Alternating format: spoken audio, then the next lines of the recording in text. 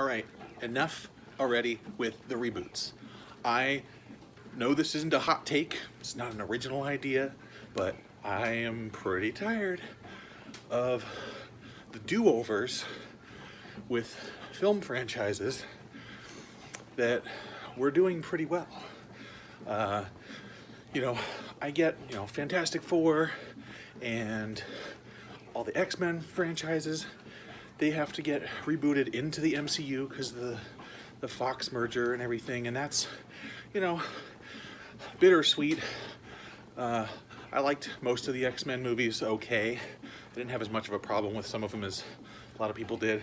X-Men 3 and the first X-Men Origins Wolverine movie were the only ones that I really didn't care for.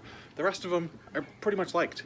So that was, that being rebooted is kind of a bummer because I like those characters. I would have liked to see that continue.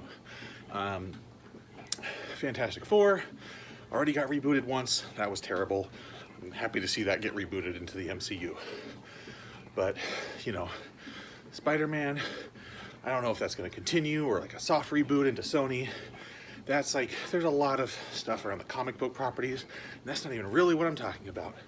What I'm talking about is I just heard they're going to reboot The Princess Bride. Why? Why would you take a perfectly good movie and try to recreate it or redo it? You're not going to do any better. Now, if you want to make another Princess Bride movie, cool. Do like a 30 years later sequel. They've had some pretty good luck with that. Star Wars had good luck with that. Tron, not maybe the best example box office wise, but I loved the second one. And they just take the same concept, fast forward a generation, you got some of the characters still around. I'm sure you could get Carrie Elways and Robin Wright, maybe Mandy Patinkin to come back for cameos or supporting roles or something. If you want to relaunch the franchise into a new generation, that's cool. When I hear reboot, I'm like, oh, why? Why start over? You got a good thing going. Keep it going, if anything. I mean, not to mention the countless great original ideas that are floating around that are never going to get a chance to see the light of day because studios can't seem to do anything but reboot old franchises or desperately try to retain their film rights. So, yeah, that's my nerdy rant for today. Like, I heard The Princess Bride might be getting rebooted, and to that, I say no, sir. Continuation, sequel, I know sometimes they call that a soft reboot because you're introducing new characters and it's supposed to start the franchise over from scratch, but sort of still, continue the old story, and that's probably fine. But I don't like the term reboot. I don't want to do a remake. All the Disney live action ones, like, come on, just buy up some more stories and make those cartoons or make them live action, however you want to do them. But I don't know anybody who was like, oh yeah, I need to see another version of The Lion King. I need to see a new version of Aladdin that's the same story. What were they, when they did like Maleficent, that was cool. They did even Cinderella. It was like a slightly new take, a little bit of a different version of retelling that story. The mice were just sort of there, they weren't talking, and the prince and the Cinderella had a little bit more of an actual story to follow. So, they did something new and different with it. That's cool. And it was already an adaptation in the first place. That's something that you can kind of get away with. You can readapt Shakespeare as many times as you want. You're going to readapt Mary Shelley's Frankenstein. All the stuff that's in public domain, it's going to get redone as many times as people can come up with good, interesting angles to take on it. I get that. But when we're talking about something like Princess Bride, which I know it's an adaptation, but you're not gonna adapt the story for a new generation and pretend like it's not already like a freaking everyone's top 10 movies of all time list. Like, that's just where you're kidding yourself. If you're like, oh yeah, this is some little known adaptation of a book from the 80s, like no one's ever seen this, they're gonna love it when we do a new one. Everybody loves this movie. Why are you doing this? Continue it, please. Don't try to redo it. Don't try to pretend the old one doesn't exist. Reboot really signifies to me that you're trying to take like a failed franchise and start it over to get something good out of it. That's when you reboot something. Fantastic Four is a great example. The first two were pretty good, but maybe,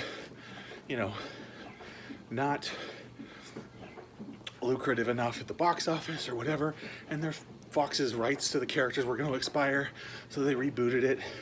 They made a new movie, and it sucked. Like, I just didn't like it at all. So now it's definitely ripe for a reboot. Arguably, they should probably still let it sit for a few more years, but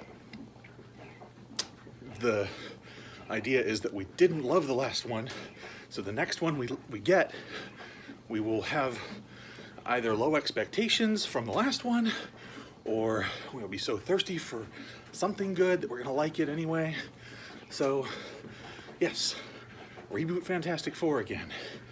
Sit on X-Men for like a decade if you can before you try to reintroduce that, because I still liked the old ones.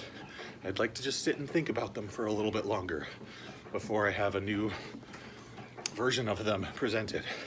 And The Princess Bride, just let it sit forever, or do nothing, or give me a sequel, bring back Carrie Elways and Andy Patinkin, and